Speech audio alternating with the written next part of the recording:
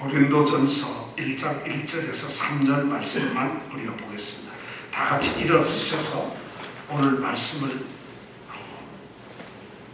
우리가 같이 읽도록 하겠습니다. 오늘 말씀은 3절이니까 여러분 일어서 읽더라도 우선 첫째 복잡하지 않다. 두 번째 금방 기억할 수 있다. 세 번째 내용을 잘 이해할 수 있다. 이것이 아마 가능할 것 같아요. 그러니까 1절, 2절, 3절 말씀을 특별히 2절 말씀을 잘 기억하면서 오늘 말씀을 한 목소리로 읽겠습니다. 다 일어서서 읽겠습니다. 한 목소리 있습니다. 하나님의 뜻을 따라 그리스도 예수의 사도로 부르심을 입은 바울과 및 형제 소스데레는 고린도에 있는 하나님의 교회 곧 그리스도 예수 안에서 거룩하여지고 성도라 부르심을 입은 자들과 또 각처에서 우리의 주 곧 저희와 우리의 주 되신 예수 그리스도의 이름을 부르는 모든 자들에게 하나님 우리 아버지와 주 예수 그리스도로 조차 은혜와 평강이 있기를 원하노라. 아멘. 이제 앉아주시죠. 우리가 지난주에 고린도라고 하는 이 도시에 대해서 생각을 했죠. 고린도는 그 당시에 무지무지하게 큰 도시입니다. 오늘로 말하면은 뭐 뉴욕이나 뭐 서울 뭐 이런 정도, 동경 이런 정도로 큰 도시라고 생각하는데 그 당시로 봤어요. 왜냐하면 지금보다 엄청나게 적은 인구수 중에서 60만이 넘는 사람이 산다는 건, 그것도 성이라고 성벽을 쌓아놓은 가운데 산다는 건 상상하기가 힘들죠. 굉장히 큰 도시예요. 근데 그 도시의 가만 내면을 들여다보면 거기는 잘 사는 사람은 무지무지하게 잘 살고 못 사는 사람은 너무 못 살아요. 그리고 그 사람들 모두 보면은 세계 각국에서 다 몰려들었어요. 왜냐하면 여기가 항구 도시라서 할 일이 많거든. 그러니까 인구의 3분의 2가 노예들이고 종들이에요. 일하러 온 사람들이에요. 근데 일만 하면 돈을 벌리는 뉴욕과 같은 데라고 뭐 할까요? 그러다 보니까 세계 각국에서 오니까 우선 첫째 이 사람들이 믿는 종교가 다 달라요. 그리고 자기네들이 살아왔던 세상에서 그 가지고 있었던 가치 기준이 도덕심이나 질서나 이런 게 전부 달라요. 그러니까 자기 멋대로 하는 거예요. 꼭 뉴욕 같아, 그죠? 우리 뭐 뉴욕도 사람들마다 다 다르잖아요. 그렇게 되다가 보니까 이게 더군다나 항구 도시라서 한국에서 짐을 날리고 하는 일이 주업이다 보니까 이 사람이 노동을 하는 사람들이에요. 그럼 끝나면 뭐 하겠어? 술을 먹고 뭐 이렇게 하는 거죠. 그러니까 굉장히 무질서하고 아주 퇴폐적인 정말 타락된 그런 도시예요. 거기다가 거기에서 더 심각한 거는 거기에는 각국에서 온 사람들이 다 종교를 가지고 있다 보니까 신전을 만들어놨어요. 자기네 신을 모시는 집이 있는데 그 신들을 모시는 집으로부터 흘러나오는 것이 거룩하거나 또는 아주 영광스러운 모습이 아니라 가장 타락된 모습이라는 것이에요. 예를 들어서 아폴로 신을 섬기는 신전에서 어떤 일이 벌어지는가 하면 우리가 말하는 소위 동성애가 이루어져요. 아폴로 신을 상징하는 아주 예쁜 미동, 그 동상을 만들어 놨는데 그 동상을 중심으로 해서 남자 창녀들이 동성애를 일으키는 거죠. 그것이 바로 아폴로 신전에서 일어나는 일이에요. 그 사람들이 한둘이 아니에요. 또 아폴로 신전뿐만 아니라 아프로디테라고 하는 이 사랑의 여신, 거기에는 제가 지난주 말씀드렸죠. 1000명이 넘는 소위 몸을 파는 창녀들이 신전에서 그 제사를 드리고 신의 행사를 하는 걸 돕는 일을 하고, 그리고 그 찾아왔던 수많은 사람들과 밤을 같이 보내는 이런 일을 하는, 그것이 바로 이 고린도라고 하는 도시예요. 거기에 바울이 복음을 전했다는 것이죠. 오늘 고린도전서는 바로 그 고린도 교회에 대한 얘기인데, 고린도 교회는 바로 이렇게 퇴폐적이고 세속적이고 아주 우상 숭배가 지독한 무질서한 이런 거대한 도시에 세워진 교회였어요. 근데 이 고린도 교회는 초대형 교회입니다. 그 당시로 말하면 아주 큰 교회예요. 왜냐하면 인구가 많다 보니까 다른 교회들은 교인이 뭐 20명, 30명 이런 지방 또는 개인 가정교회였는데 고린도만큼은 가정교회도 있지만 아주 공동체가 큰 교회였어요. 정말 큰 대형 교회. 거기다가 이 바울 사도가 세운 교회예요. 1년 6개월 동안 고린도에 머물면서 어쩌면 바울이 교회를 세우고 복음을 전하기 위해서 머물렀던 가장 오래된 곳이 보통 3주 있기도 했고 어쩌면 한 3달 정도 머물렀던 게 전부 다인데 고린도에서 1년 6개월을 머물면서 교회를 세웠어요. 그러니까 굉장히 바울이 심혈을 기울였고 기도와 눈물로 세웠던 교회라고 볼 수 있죠. 근데 이 교회는 그렇게 크고도 화려하고 번창하고 좋은 교회고 정말 바울에게 보람이 될 만한 교회인데 그 교회 내부를 들여다보면 엉망이에요. 교회가 말이죠. 전부 파벌과 소위 말해서 편싸움을 해서 세 편, 네 편 갈라져가지고 끊임없이 편싸움을 하는 교회예요. 거기다가 이들이 예배를 드리는 거 보면 예배가 엉망입니다. 예배가 질서가 없어요. 성령의 은혜를 은사를 받았다고 방언받았다는 사람들이 자기 맷대로 곳곳에 앉아서 막 예배상 떠들어 방언하고요. 무슨 말인지도 모르고 막 그런 예배를 드려요. 그러니까 예배가 질서가 없어요. 예배답지 않아요. 근데 다 뭐 은사를 받았다니까 어떡해요. 그러니까 지금처럼 이렇게 질서 있는 예배를 못 드는 거죠. 거기다 이런 일도 있어요. 성찬식을 하잖아요. 성찬식 하면 떡이랑 포도주가 있는데 먼저 봤던 돈 좀 있고 힘 좀 있는 사람들이 그 당시에 성찬은 저녁과 식사와 똑같았어요. 음식과 빵이 아주 푸짐한데 먼저 온 사람들이 그걸 다 먹어버려요. 그러니까 나중에 왔던 사람들이 성찬을 할 수가 없어요. 그것만 괜찮은데 성찬식 하다 먼저 참석한 사람들이 포도주를 마시는데 너무 많이 마셔가지고 어떻게 되겠어요? 전부 술에 취해가지고 이게 성찬식이에요. 여러분 이런 교회가 만약에 뉴욕의 A 교회가 그렇다고 상상을 해보세요. 그 교회가 되겠어요? 거기다가 또 교회 안에 성도들이 도덕적으로 성적으로 얼마나 물러난지 몰라요. 성적으로 이게 말이 아니에요. 자기 계모와 버젓이 살고 있는 그런 사람이 있어요. 그런데 아무도 뭐라 하질 않아요. 더군다나 모르겠어요. 그 신전에서 여사제들이 그렇게 많아서 매춘하는 여자들이 많아서 그런지 몰라도 성적으로 너무 문제가 많아요, 사실은. 그러니까 도덕이라거나 이런 건 없어요. 그리고 성도들 서로 위하거나 배려해주는 이런 마음이 없어요. 사랑을 하는 마음이 없어요. 성도들끼리 조금만 부딪히면 무조건 싸우고 싸우다가 멱살 잡다 안 되면 어디로 가겠어요? 재판하는 거예요. 그러니까 세상에 무조건 소송을 하는 거예요. 그러면 믿음이라도 좋을까? 성령을 받았고 방언을 한다는데 교회 예배는 무질서지. 서로 받았던 은사를 교만스럽게 서로 자랑합니다. 내가 더 신령하다. 내가 더 은혜를 더 잘 받은 거다. 그리고 내가 더 하나님을 잘 알고 예수 그리스도를 잘 안다는 교만 때문에 은사가 경쟁이 되고 은사 때문에 그들이 다툽니다. 그런데 정작 그들을 딱 들여다보면 이 세상에 부활이란 없다. 부활을 믿지를 않아요. 부활하신 주님이 얼마 전까지 이 땅에 계셔가지고 제자들에게 나타나시고 했는데 그 부활하신 예수님 때문에 교회가 세워지는데 부활 자체를 믿지 않아요. 그게 바로 어디냐면 고린도 교회라는 거예요. 그 고린도 교회를 향해서 지금 바울 사도가 편지를 쓰고 있어요. 왜 편지를 쓰냐면 그 교회에 있던 사람들 중에 교인들 중에 여러 명이 교회 대표자들이 이제 바울이 에베소에 지금 머물고 있는데 편지를 가지고 소식을 전하는 거예요. 우리 교회가 지금 이렇게 됐습니다. 우리 교회가 지금 이 모양 이 지경이 되었습니다.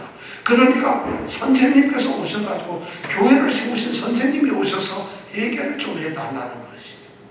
그래서 바울 사도가 편지를 보내는 거예요.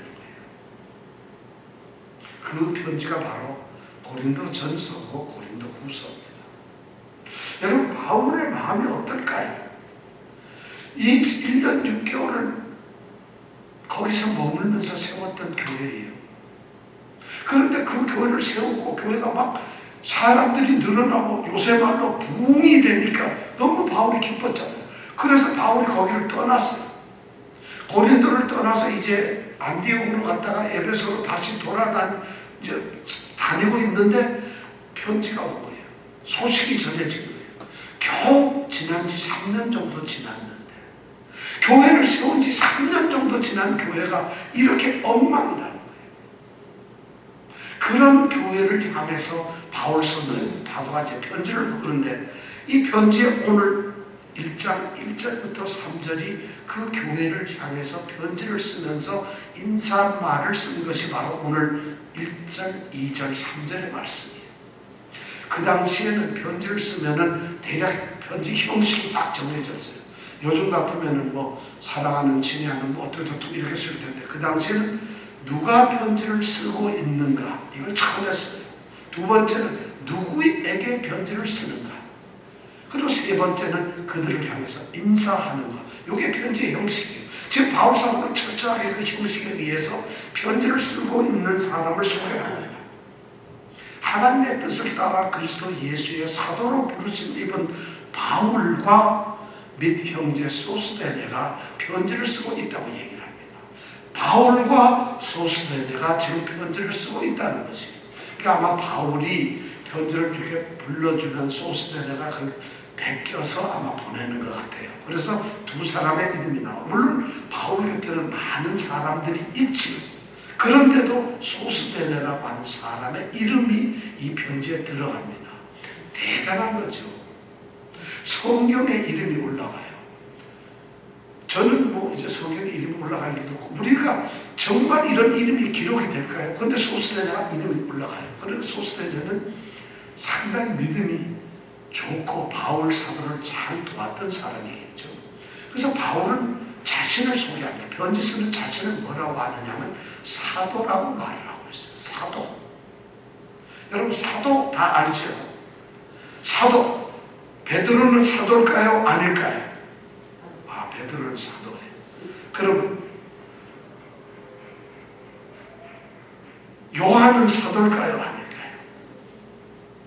사도 맞아요. 자, 하나만 한 사람, 두 사람 더 물어봐야 되구나. 야고보는 사도일까요? 아닐까요? 이렇게 말하면 대답하기 힘들어요. 왜냐하면 야고보가 여러 명이니까. 자, 여러분, 그럼 세례 요한은 사도일까요? 아닐까요? 아니에요. 세례 요한. 사도는 예수님이 제자로 뽑은 12명만 사도예요. 그리고 특별히 바울 사도가 이제 그 사도로 들어가게 됩니다. 그러니까 사도라는 것은 어떤 뜻이냐면 아포스톨로라고 해서 보냈다는 거예요. 어떤 메시지를 가지고 그냥 보낸 사람을 사도라 그래요. 그러니까 예수님께 의해서 선택이 돼서 제자로 선택돼서 예수님의 말씀, 복음을 가지고 사람들에게 전달해 주는 사람, 단지 그 사람을 우리는 사도라고 불러요. 근데 사도는 굉장히 권위가 있어요. 그리고 사도에게 굉장한 어떤 책임감도 있어요. 그리고 사도에게는 굉장한 어떤 의무도 있고, 그리고 사도는 소위 공적인 사람이에요. 예수님의 말씀을 전하는 사람이니까요. 제가 이걸 꼭 물어볼 거예요, 나중에. 그러다 보니까 사도라는 이 직분이, 사도가 굉장히 아주 뛰어난 직분이죠. 근데 바울 사도는 자신이 사도라 그러면서 두 가지를 이야기하고 있어요. 오늘 편지에 보니까 자신이 사도가 된 것은 하나님의 뜻을 따라 됐다는 것이에요. 누가 사람이 시켜가지고 예루살렘에 있는 교회 공회에서 총 교회 대표들이 모여가지고 바울 사도를 사도로 보낸다 한 것이 아니라 바울 사도 스스로 하나님의 뜻을 따라서 됐다는 것이에요. 굉장히 중요한 거죠. 하나님의 뜻을 따라. 그럼 누구의 사도냐? 그리스도 예수의 사도라는 거예요. 그는 뭐 왕이라든가 어떤 권력자의 사도가 아니라 예수님이 보내는 사도라는 거예요. 그러니까 하나님의 뜻을 따라서 예수님이 보낸 그런 사도가 이제 바울인데, 이 바울이 편지를 보냅니다. 자, 이렇게 편지를 보냈어요. 그러면서 바울이 이 사도라는 직분은 교회를 세울 수도 있고, 세우는 교회를 가르치고, 또 더 많은 것을 갖다 이제 거기다가 복음을 전할 수도 있고, 그리고 그거를 잘못하면 징계도 할 수 있는 그 모든 권한을 이 사도가 가지고 있는 것이에요. 그런 바울이 자신이 세운 교회에 엄청나게 타락해서 교회 같지도 않게 되어버린 이 교회에 지금 편지를 쓰고 있다고 자신을 소개하고 있어요. 대단하죠. 그런데 그럼 누구에게 이 편지를 보내고 있느냐? 2절에 나와 있는 말씀이 이제 바울이 편지를 보내는 걸 받는 사람이 2절에 나옵니다. 그러니까 2절은 굉장히 중요해요. 어떤 사람이 이 편지를 받을까? 바울은 이 편지를 보내면서 누구에게 지금 보낼까? 아마 바울은 소식을 듣고 이 집사가 아주 남의 돈 띄어먹었대. 아니, 성이 흔함을 해야지. 김 집사가 뭐를 했대. 괜히 여기서 최 집사가 이러면 최 집사님이 놀라잖아, 깜짝. 하여튼 이런 교회 안에 잘못된 소식을 들었잖아요. 그럼 그 사람들에게 편지를 보낼 수가 있는데 바울은 개인적으로 그런 사람에게 편지를 보내지 않고 2절에 보니까 전혀 다른 의미로서 편지를 보내는 사람을 소개하고 있어요. 여기에 보면 중요한 세 사람의, 세 부류의 사람에게 지금 편지를 보내고 있다고 얘기를 하고 있어요.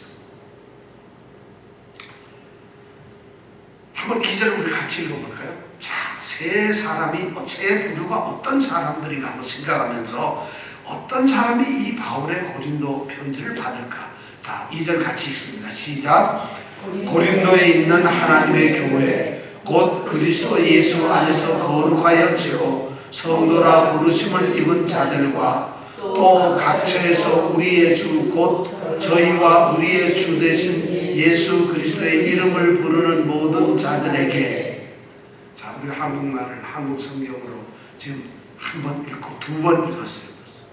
자, 두 번 읽었으니까 여기에 보니까 편지를 받는 사람을 지금 이야기를 하고 있어요. 우선 보니까 편지를 받는 사람들이 세 종류의 사람으로 나옵니다.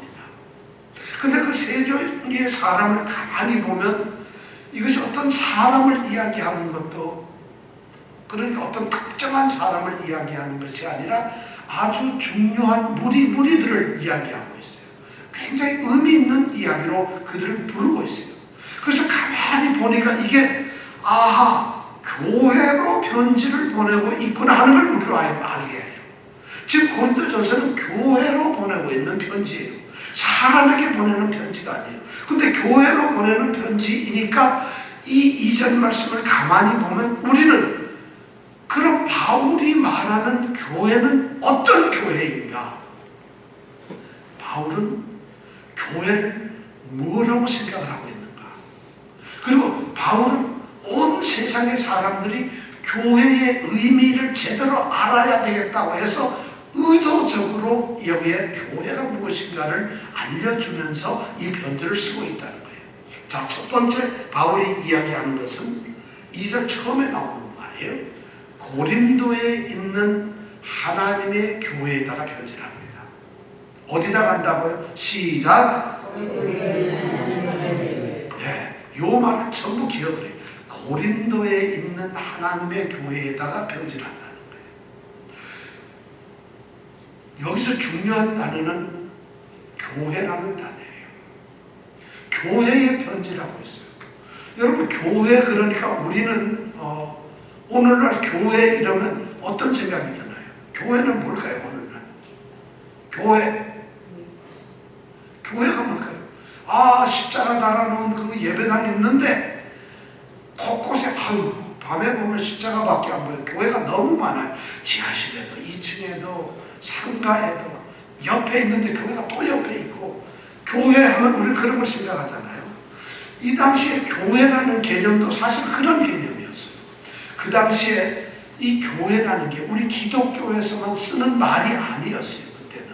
그때는 교회라는 단어가 우리처럼 이렇게 예수를 믿는 사람들만 모이는 것을 교회라고 하지 않았다는 거예요. 그 당시에 교회는 어떤 일이요?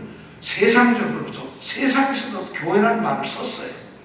헬라어로 에클레시아라고 해요. 에클레시아.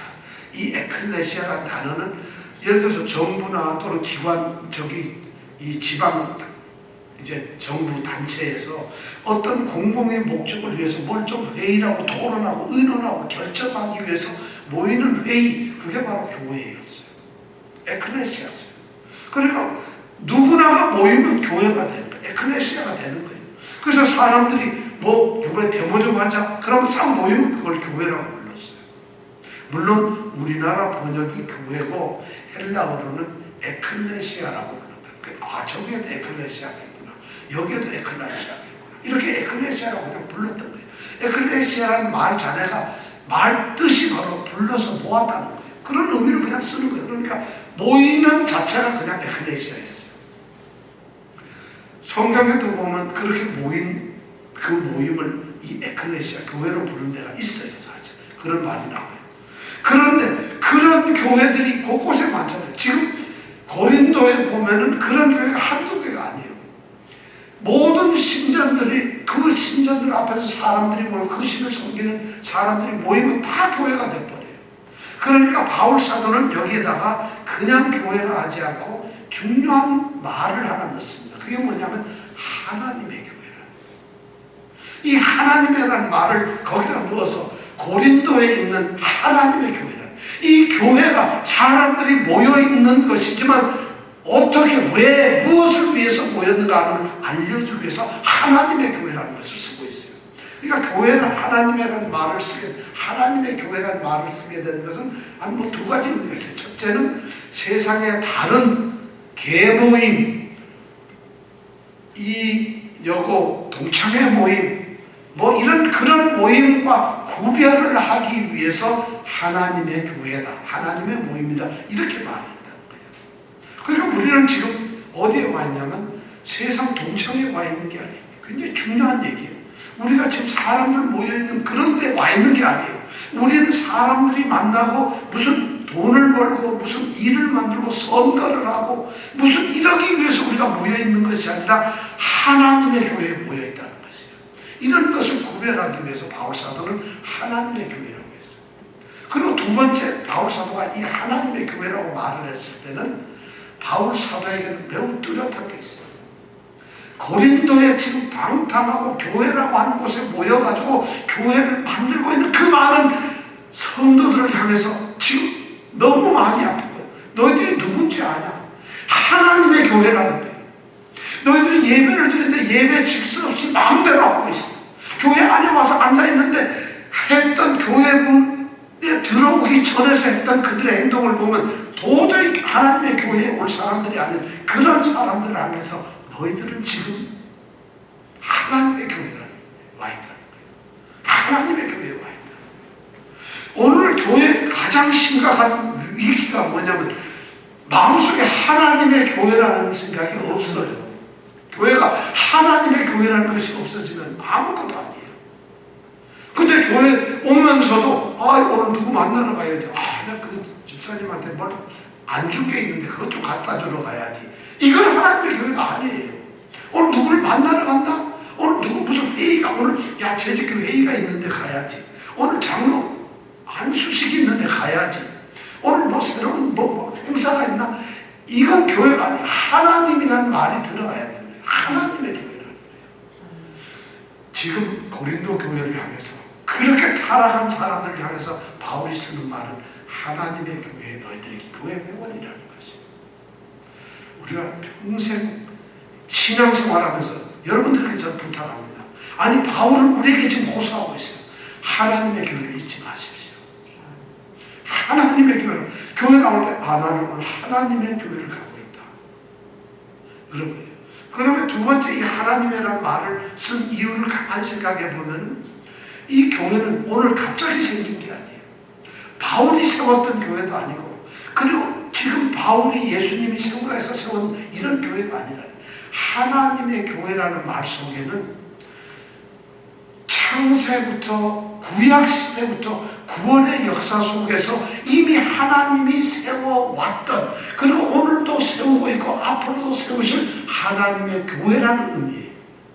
이 교회는 갑자기 세워진 교회가 아니라 구약시대에도 교회가 있었다는 걸 얘기해요. 유대인들은 하나님의 교회, 아마 이 말을 들었다면 유대인으로서 그리스도인이 된 사람들은 이것이 바로 하나님의 교회구나.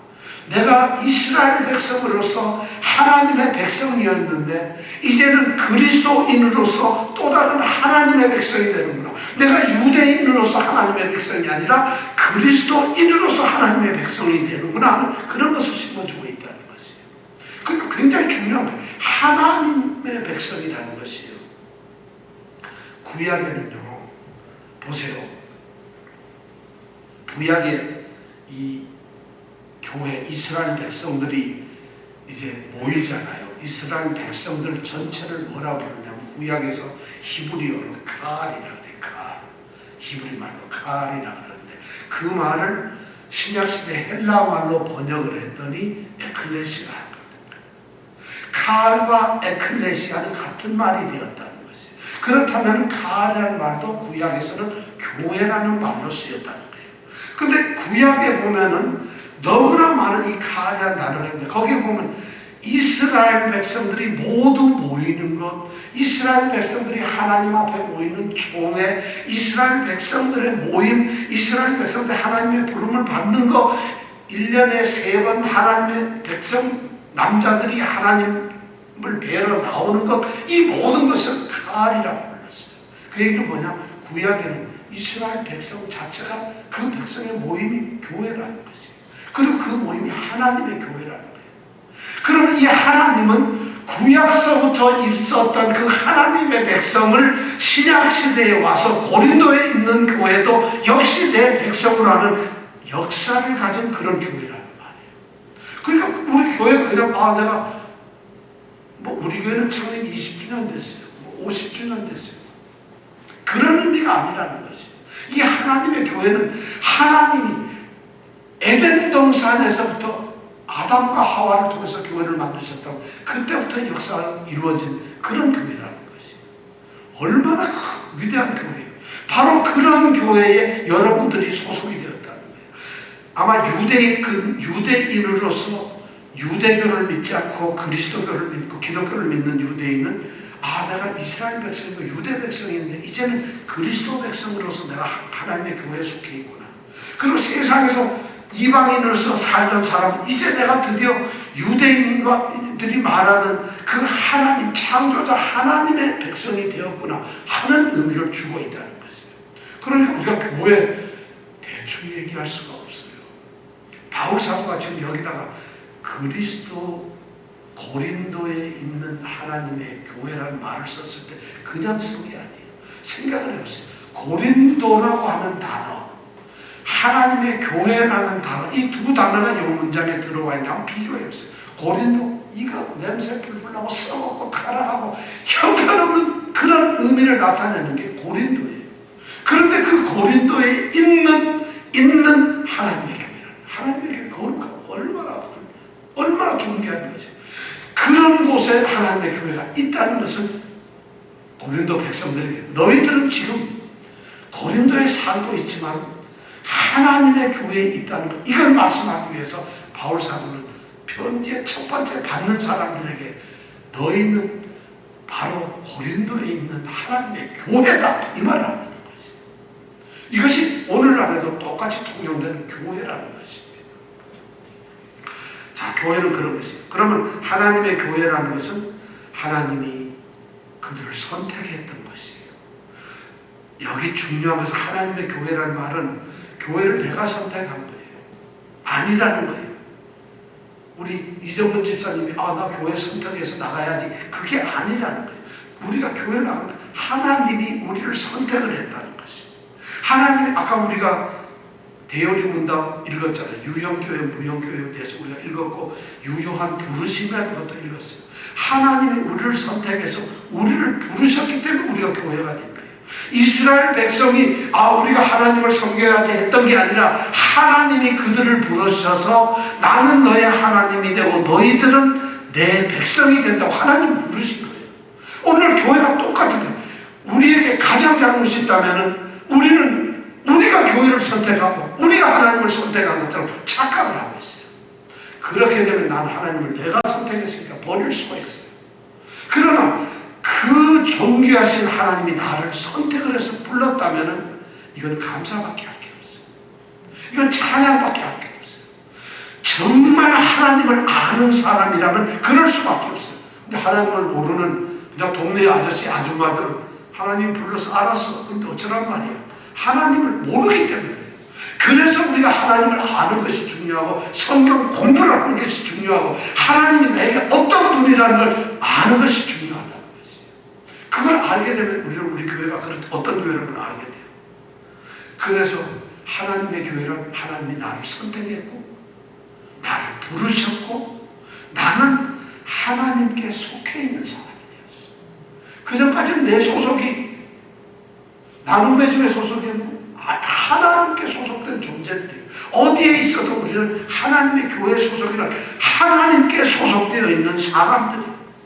놀라웠게도 그 소속된 하나님의 교회에 하나님이 임재하여 거하신다는 거예요. 하나님이 거기에 계신다는 이런 교회 멤버들이 바로 우리가 지금 보잘것없는 우리예요. 이제 고린도전서 1장 뒤로 넘어가면 1장 바로 뒤에 넘어가면 너희들 부르는 걸 한번 가면 봐라. 너희들 육체를 이렇게 보면 너희가 지혜가 제대로 있냐, 능력이 있느냐, 학벌이 좋냐, 가문이 좋냐, 무슨 배운 게 많냐, 너희들이 뭔 존재, 너희들이 천박하고 천하고 없고 비천하고 성경이 그렇게 써놓고 있어요. 제가 말하는 게 아니에요. 그런 존재들을 하나님이 부르셨지 않느냐. 그래서 교회를 만들었는데 너희들이 이 교회가 어떤 것인가를 모른다는 건 말이 안 된다는 거예요. 저는 여러분들이 오늘 이 말씀을 통해서 하나님의 교회라는 말씀을 알기를 바라요. 우리는 하나님의 교회에 살아야 돼요. 하나님의 교회에 소속된 사람. 하나님께서 우리를 불렀고 우리를 갖다 선택을 했고 그래서 하나님이 우리와 함께 있는 그것이 하나님의 교회다. 고린도에서 뉴욕에서 말이죠. 뉴욕이 뭐 깨끗한 도시인가요? 거룩한 도시인가요? 거기에서 우리를 불렀다. 이것이 바로 오늘 말하는 하나님의 교회라는 말이에요. 바로 그런 교회라고 바울이 지금 아마 이 말을 쓰면서 여러분 가만히 생각해 보세요. 들려오는 소식을 보면 이거 생각도 하기 싫은 친구들이에요. 내가 복음을 전해서 예수 믿는다고 나왔는데 교회 안에서 하는 거리들을 보면 이건 도대체가 예수를 믿거나 하나님의 사람들이 아닌 거예요. 그런 사람을 향해서 편지를 쓰면서 너희는 고린도에 있는 하나님의 교회라 이런 말을 하는 거예요. 여러분 이 말 여러분들도 지금 여러분이 하나님의 교회입니다. 그럼 그거 당당하게 그 말씀에 정말 나는 하나님의 교회입니다. 이런 사람이 있어요. 정말 하나님이 나를 선택하고 불러서 나는 하나님께 소속된 그런 존재입니다. 이렇게 담대하게 얘기할 수 있는 사람이 있겠느냐고요. 근데 바울은 지금 의도적으로 교회라는 것이 어떤 건가를 말하고 있어요. 이걸 제발 좀 알아라는 것이에요. 고린도에 있는 하나님의 교회 잊지 마십시오. 자, 두 번째는 뭐냐면 그 중간에 있는 말이에요. 그리스도 예수 안에서 거룩하여 지고 성도라 부르심을 입은 자들에게 편지를 보내고 있다. 그리스도 안에서 거룩하여 지고 성도라고 부르심을 입은 자들에게 편지를 보낸다. 이것은 저는 고린도에 있는 하나님의 교회와 같은 의미일지 몰라요. 그런데 여기서 가장 중요한 것은 교회는 거룩성이 있어야 돼. 거룩해야 된다는 것이죠. 너희들은 그리스도 예수 안에서 거룩하여 지고 성도란 건 거룩한 무리란 말, 거룩한 사람들, 모임이라는 의미거든요. 거룩하여 지고 거룩한 사람들에게 보낸다는 거죠. 그렇다면 교회의 가장 중요한 또 두 번째는 뭐냐면 교회는 거룩해야 합니다. 거룩하다. 여러분 거룩하다가 뭘까요? 아, 저 사람 거룩해. 이런 소리 혹시 들어봤나요? 아, 저기 우리 이 집사님은 굉장히 거룩해요. 이런 말 혹시 들어봤나요? 아, 우리 권사님 너무 거룩해요. 감히 우리가 수지를 못해요. 캐톨릭에서는 이런 훌륭한 거룩한 아주 훌륭한 분을 성인이라고 불러요. 그래서 100몇 명이 있다죠 아마.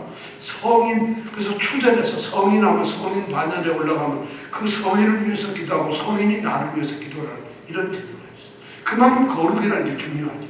우리 교회는, 우리 개신교 기독교는 그런 성인이 없어요. 그러나 성인이 있어요. 우리 모두가 성인이라고 불려져요. 그들이 말하는 세인트라는 것이 우리를 보고 세인트라고 하는 거예요. 그럼 우리가 여기저기 캐톨릭에서 말하는 성자들, 성인들이 바로 우리예요, 우리. 그럼 우리는 마땅히 무슨 소리를 들어야 될까요? 거룩하신 분이에요. 참 거룩하신 권사님. 그럼 거룩은 하나님한테만 쓰는 거예요. 어디 우리가 뭘 거룩해요? 우리는 거룩하지 말아야 되나요? 오늘 성경 말씀에 보면 그리스도 예수 안에서 거룩하여 지고 성도라 부르심을 입은 자들이에요. 그게 바로 성도들이에요. 그 사람들이. 우리가 거룩한 존재예요. 뜨끔하죠. 근데 거룩하다는 소리를 들어야 돼요. 그 거룩하다는 말의 의미는 정확하게 뭐냐면 이거예요. 그냥 세상에서 그냥 평범하고 세속적으로 살아가는 그런 사람들 중에서 하나님이 세상에서 살아가는 사람들, 우리는 전혀 다 그런 사람들이잖아요. 그런데 하나님이 그 중에서 어떤 특별한 사람들을 특별히 이렇게 구별을 했어요. 구별을 해가지고 여기다가 따로 떼어 놓았어요. 소위 구별을 했다는, 거룩이라는 말은 구별을 했다는 거예요. 근데 따로 그냥 떼어 놓은 것이 아니라 바로 하나님을 섬기도록 하나님의 사람으로 구별을 해놓은 사람들이에요. 이게 거룩이에요. 자, 여러분들 거룩합니까? 다시 말해, 세상에서 세속적으로 살던 사람을 하나님이 구별해가지고 따로 떼어놓고 하나님의 사람으로 삼은 것을 거룩하다 이렇게 말하는 거예요. 자, 여러분 거룩해요? 거룩하는 것 같아요. 구별 안 됐어요. 아직도 세상 사람들이에요. 여러분들은 다시 묻습니다. 여러분 거룩해졌어요? 그래도 이놈은 거룩을 한번 쓰려면 이게 참 굉장히 좀 찜찜하고 대답을 못하겠어요. 그러지 않기 때문에 이게 교회가 교회답지 않은 거예요. 내가 거룩하다고 생각을 해야 돼. 왜냐하면 성경 말씀이 하나님이 우리 주님께서 사도가 그렇게 말을 하고 있잖아요. 너희는 그리스도 예수 안에서 거룩하여 지고 성도라 부르심을 입은 자들이라고 얘기를 하고 있는데 나는 거룩하지 않다고 생각하고 있어요. 이게 심각한 문제. 그러니까 세상적으로 살고 있는 것이고 그러니까 거룩한 삶을 살지 않는 것이에요. 거룩하지 않은 거예요. 스스로 거룩하다고 생각하지 않는다는 것이에요. 근데 성경은 거룩하다고 얘기를 하고 있어요. 거룩해졌다고 얘기를 하고 있어요.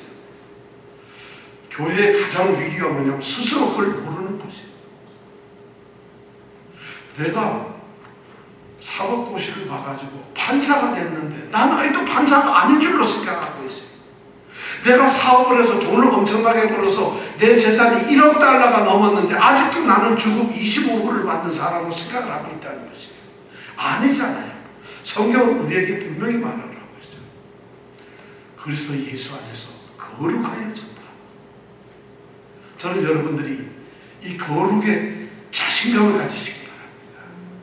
그래야만 여러분이 거룩한 사람을 살 수 있어요. 그런 게 안 되기 때문에 왜 우리는 거룩이 무슨 겸손해서 난 사실 솔직히 거룩한데 그래도 하나님 앞에서 성도들 앞에서 내가 거룩하다 하면 좀 그렇잖아. 그래서 나 거룩하지 않다고 그런 건 말이 안 되는 거예요. 절대 그렇지 않아요. 우리는 거룩한 존재. 누구나가 다 거룩한 존재들이에요. 자, 여기 있는 중요한 단어 하나 볼까요? 거룩하여 지고. 이 말은 뭐냐면 아까 얘기한 대로 거룩하고 근데 거룩하여 지고라고 하는 이 단어를 가만히 보면은 이것이 명사나 형용사가 아니라 동사예요. 동사라는 건 뭐냐면 행동을 한다는 것이에요. 거룩이라는 말이죠. 거룩하게 된 상태를 말하는 게 아니라 거룩한 행동, 거룩한 삶을 살아간다는 얘기예요. 그러니까 당신 거룩합니까? 이 얘기는 내가 지금 거룩하게 살고 있다. 구별이 되고 저 세상과는 어제 살고 있던 그리고 어제까지 고린도 사람들이 그 이단 우상 숭배하고 거기 신전에 가서 놀고 난잡한 일을 하고 속이고 싸우고 술 먹고 막 별짓 다 하던 그런 행동의 삶에서 내가 구별되어가지고 다른 사람이 되었다고 스스로 생각하는 거예요. 그리고 그런 행동을 하는 것은 거룩하다는 것이에요. 거룩하다는 동사예요. 그냥 저절로 탁 해도 되는 게 아니라 내가 거룩하게 행동을 해야 되는 것이. 베드로 사도는 베드로전서 1장 14절 16절에 이렇게 말했어요. 너희가 순종하는 자식처럼 이전에 알지 못하던 때에 쫓던 너희의 악한 사욕을 본받지 말고 오직 너희를 부르신 거룩하신 분처럼 너희도 모든 행실에 거룩한 자가 되라. 기록된 바 내가 거룩하니 너희도 거룩하니라. 거룩하신 하나님이, 오직 거룩하다는 말을 할 수 있는 분은 하나님밖에 없는데 그 거룩하신 하나님이 우리를 불러서 우리를 거룩하다고 하신 거예요. 거룩하다. 그러니까 거룩하게 살아야 돼요. 이거 동사예요, 동사. 그냥 저절로 거룩이란 내가 스스로 그렇게 살아야 되는 거예요. 교회 뚝딱 나왔기 때문에 저절로 되는 것이 아니라 끊임없이 나는 거룩하게 살아가는 사람이 되어야 돼요. 다르게 산다는 거예요. 달리 말하면 세상처럼 안 산다는 거예요. 세상과 구별돼서 산다는 거예요. 세상의 모습대로 이들은 포기한다는 거죠. 그리고 새로운 생명으로서 새롭게 그리스도인답게 사는 거예요. 그럼 그리스도인답게 사는 게 뭘까요? 예배당에 와서 딴짓하는 거예요? 그건 그냥 교회에 와 있는 거지 거룩하게 사는 게 아니에요. 예배를 드리는데 예배가 무질서해진 거, 고린도 교회들은 지금 그걸 얘기하고 제발 그러면 안 된다는 거예요. 예배당에 나오는 건요 거룩하게 살기 위한 하나의 모습이나 그런 행동이에요. 예배당에 나오는 거, 예배를 드리는 거. 저는 이것이 바울 사도가 지금 고린도 교회를 그걸 얘기하고 있어요. 두 번째, 이 거룩하여 지고라는 단어를 가만히 보면 동사이긴 한데 이게 형태가 뭐냐, 완료 형태로 되어 있어요. 이미 거룩하여 졌다는 거예요. 지금 거룩하여 져버렸어 우리는. 그러니까 교회 나온 사람은, 교회는 거룩해진 사람들이 오는 것이에요. 그런데 이게 완료형이란 현재 완료돼가지고 그 상태가 계속 유지돼. 거룩하여 졌는데 갑자기 또 거룩 안 해진다는 것이 아니라 거룩하여 져서 진 상태로 계속 가고 있다는 거죠. 그러니까 우리는 거룩하여도 졌고 거룩을 계속 지켜나가는 사람들. 이것이 바로 성도라는 거죠. 그 다음에 이 거룩하여 지고라는 이 단어에는 처음엔 동사였고 처음에는 완료형이었지만 세 번째는 수동태예요. 내가 거룩하게 되는 것이 아니라 거룩하여지는 것이에요. 어떻게? 바로 그것이 그리스도 예수 안에서예요. 그리스도 예수 안에서 거룩하여지는 거죠.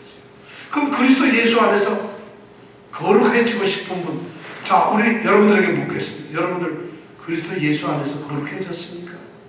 그게 뭔지 모르겠어요. 예수님 안에서 뭐가 거룩해졌어요? 예수님을 난 만난 적도 없고 예수님이 왜 나를 거룩하게 했지? 나는 어떻게 예수님 안에서 거룩해졌나? 이 말은 굉장히 엄들해요. 교회에 나오는 분들 중에 상당수가 예수님, 그리스도 예수 안에서 내가 거룩해졌다는 이 말을 이해를 못해요. 장로님들도 이해를 못해요. 원사님들은 다 이해하시고 집사님들은 다 이해하십니다. 이걸 이해를 못해요. 이 말이 이해를 안 되니까 성도가 안 되는 거예요. 될 수가 없어요. 그리스도 예수 안에서 거룩하여졌다는 얘기는 딱 한마디로 생각하면 우리가 죄사함을 받았다는 거예요. 그리스도 예수 안에서는 그리스도 예수님 때문에, 예수님 그분으로 말미암아 그분이 나를, 내 죄를, 죄가 있으면 거룩한 세상과 세상은 죄 있는 것이니까 똑같잖아요. 근데 죄가 없어져야 그들과 구별이 될 거 아니겠어요? 근데 죄 있는 내가 어떻게 세상과 달라질 수 있겠어요? 그런 죄 있는 나를 예수 그리스도가 우리 죄를 위해서 대신 죽었기 때문에 하나님께서는 그 예수의 죽음에다가 우리의 죄를 같이 죽여버렸다는 거예요. 그리고 거꾸로는 그 예수의 죽음으로 인해서 내가 거룩하게 되었다는 것이에요. 그리고 나를 하나님은 너 의로워, 예수의 의로우심을 나에게 의로우심으로 주었다는 얘기예요. 바로 이것이 뭐냐면 그리스도 예수 안에서 거룩해졌다는 거예요. 나는 죽은 적이 없는데 예수님이 죽었어요. 그런데 나의 의식이나 나의 마음이나 나의 영혼 속에서 내가 예수님이하고 같이 죽었어. 그러면 예수님이 죽었으니까 나도 내 죄가 같이 죽은 거예요. 그런데 나는 다시 살았어. 그 예수님의 의로우심이 나한테로 옮겨진 거예요. 이것이 바로 그리스도 예수 안에서 거룩해졌다는 거예요. 여러분 그런 사람들, 이제 그러니까 여러분 한번 옆에 분 보세요. 거룩한 분들이에요. 거룩해진 분들이에요. 근데 이걸 아직도 무슨 겸손, 말도 안 되는, 나는 거룩하지 않아요. 그런 얘기를 하고 있잖아요. 달라졌다. 그리스도에서 내가 거룩해진 것을 겸손 떨면서 거룩하지 않은 척 하려고 하지 말고, 그래, 나는 거룩하게 된 사람이 하고 당당하게 거룩하게 살라는 것이 지금 이 말은. 그걸 괜히 쭈뼛쭈뼛하고 겸손한 척 하면서 살지 못하니까 왜 못 사느냐? 너는 거룩한 사람이라는 거예요. 그리스도 예수 안에서 거룩해지고 우리가 성도로 부름을 받았다. 이것이 두 번째. 전에는 우리가 하나님이 없이 살았어요. 그러나 지금은 하나님 있게 삽니다. 전에는 우리가 하나님을 섬기질 않았어요. 근데 이제는 하나님을 섬기면서 합니다. 전에는 우리가 영어로 표현하면 godlessness, 하나님이 없었어요. godlessness. 지금은 godliness로 사는 거예요. 하나님 있는 godliness의 삶을 사는 거예요. 그러니까 우리가 이제 하나님 있는 걸로 살아가는 것이에요. 자, 이것이 바로 그리스도 예수 안에서 거룩함을 갖는 거예요. 그리스도는 우리를 거룩하게 만드는 처음이자 마지막이에요. 예수님 때문에 우리는 우리 죄가 없어지고 의롭게 되고 거룩하게 된 것이에요. 그리고 예수님 때문에 우리는 예수님의 힘입어서 지금 거룩하게 살 수가 있어요. 왜냐하면 그분의 말씀을 통해서, 그분이 보내신 성령을 통해서 그렇게 거룩하게 살 수 있는 거예요. 그래서 성령 받으라 하는 것이지 방언 받으라 하는 게 아니잖아요. 그래야 성령이 있어야 돼요. 왜냐하면 성령 그분이 내게 바른 길을 이끌어 주시고 능력을 주시기 때문에 그런 거예요.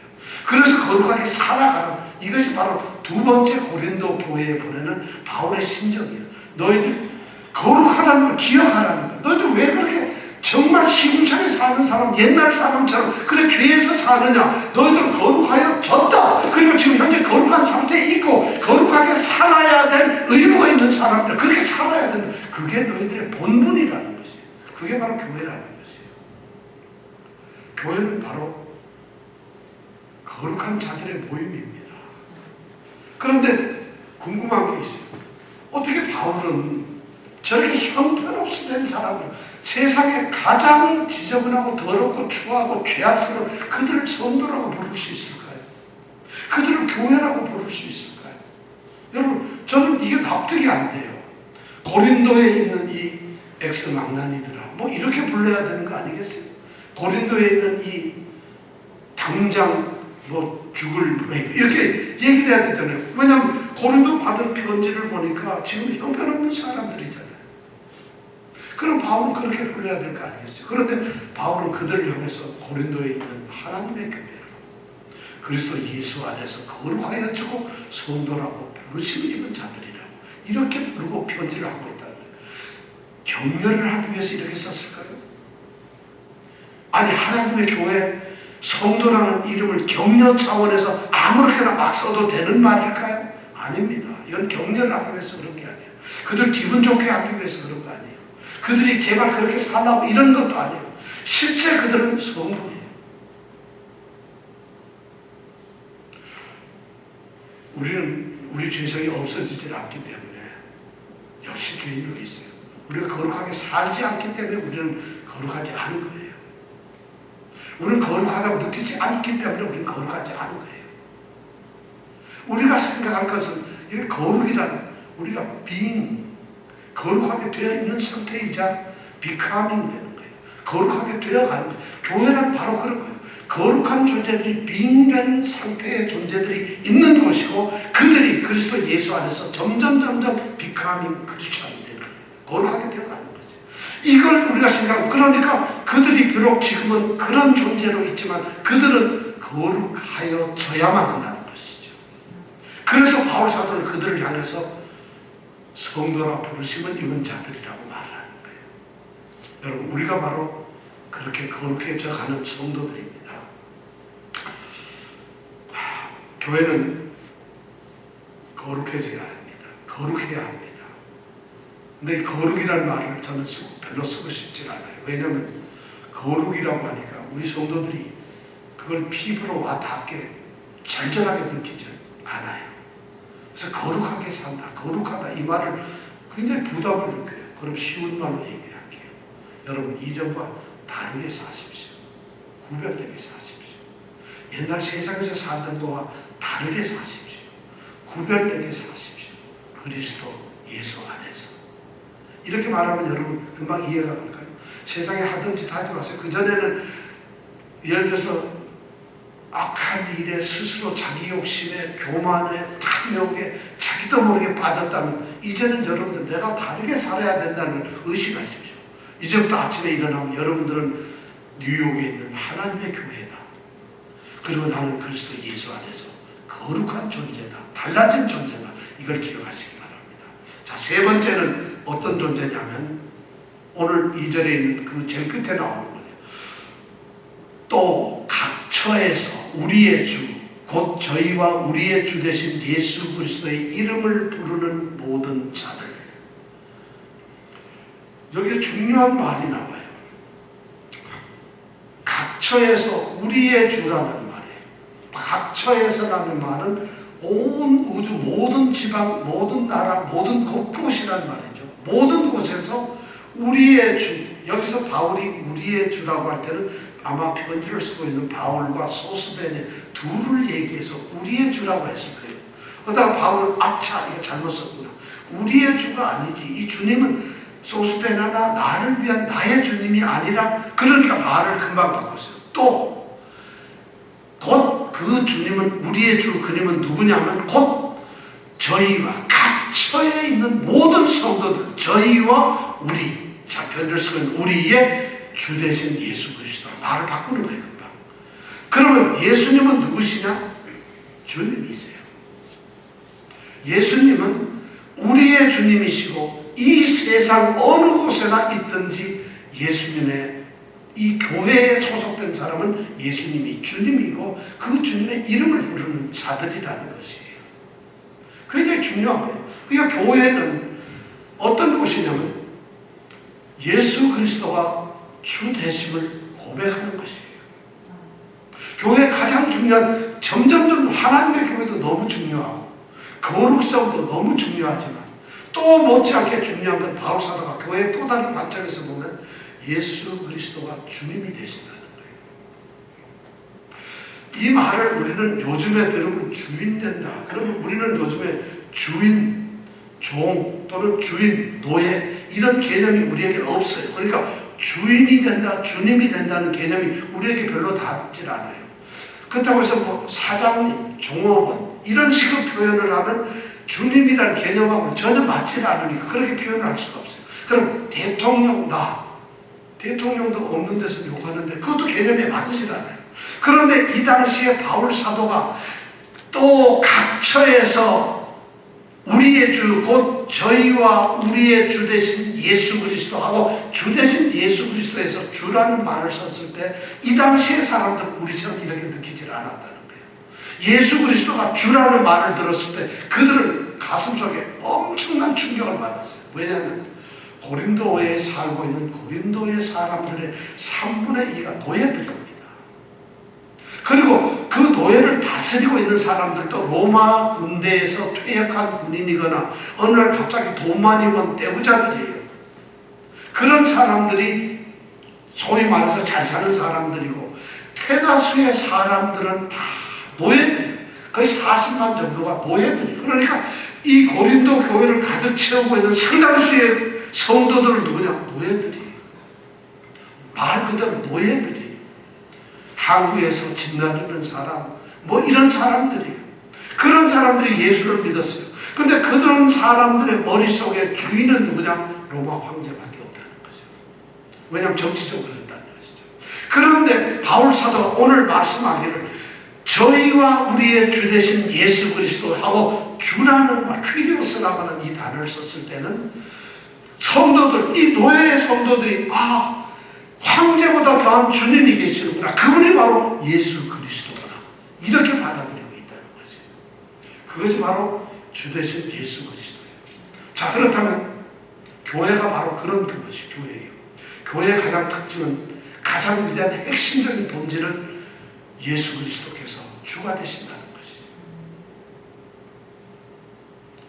교회가 정말 예수가 주가 되고 있는가요? 성경에는 교회는 그리스도의 몸이고 교회는 머리는 바로 그리스도라고 얘기를 하고 있어요. 그로부터 우리가 모든 것을 연락하고 상하바에서 힘도 받고 그로부터 모든 것을 통제를 받고 있다고 얘기를 하고 있어요. 교회의 모든 것이 영광이 오히려 주님께 가야 된다고 하고, 교회는 바로 성도들의 주님이신 예수 그리스도를 주로 고백하는 모임이라고 얘기를 하고 있어요. 그렇다면 여러분들 오늘날 교회에 나오면서 정말 예수님을 주로 고백하는 마음으로 교회를 옵니까? 아니면 여러분들이 살고 있는 그 자리에서 여러분들 하나님의 스스로가 하나님의 교회이며 또 스스로가 그리스도 예수 때문에 거룩하게 따로 다르게 살아야 하고 구별되게 살아야 된다고 선택된 자들이며, 그리고 여러분들의 삶의 주인이 여러분들을 다스리고 여러분들을 이끌어가고 여러분들을 오직 위해서 살아야 될 그분이 주님이 예수 그리스도라고 고백하십니까? 이것이 바로 교회라는 것이에요. 이런 것이 없어지면 오늘날 수없는 교회들의 모습이 그냥 드러납니다. 그들은 말로는 하나님의 교회고 거룩한 교회고 주님이 예수님이 주가 되시는 교회라고 말을 하지만 어느 목사의 교회, 어느 장로의 교회가 됩니다. 다단계 어느 권사와 어느 장로가 다단계 대장이 되면 그 밑에 폐가 쫙 나눠지는 이런 교회가 되고 말아요. 내가 우리 조상이 4대째 여기서 교회를 섬겼으니까 이게 내 교회라고 생각하고 있어요. 우리의 교회가 어디 있어요? 내 교회가 어디 있어요? 우리들 사람들의 교회가 어디 있어요? 우리 교회가 어디 있어요? 각처에서 세계 어느 곳에서든가 예수님을 주님으로 고백하는 것이 그것이 교회라는 것이에요. 그런데 우리는 오늘날 교회들이 그렇지도 않잖아요. 교회가 하나라는 거예요. 각처 고린도에도 있어요. 에베소, 지금 편지를 쓰고 있는데 에베소에도 교회가 있어요. 빌립보, 데살로니가, 베레아, 아덴, 뭐 교회가 어디에든지 있어요. 뉴욕에도 있어요. 우리 옆에도 교회가 많아요. 바로 이 모든 교회들은 보편적으로 한 주님을 섬기는 교회라는 것이죠. 예수 그리스도는 주님이십니다. 오늘날 우리에게는 이 주님 되심이 있어요. 예수님이 나의 주님이라는 이 정말 절체절명의 이런 참된 진리가 우리 속에 그냥 박혀 있어요. 우리는 무엇을 하더라도 나의 주인이 누군가를 생각해야 돼요.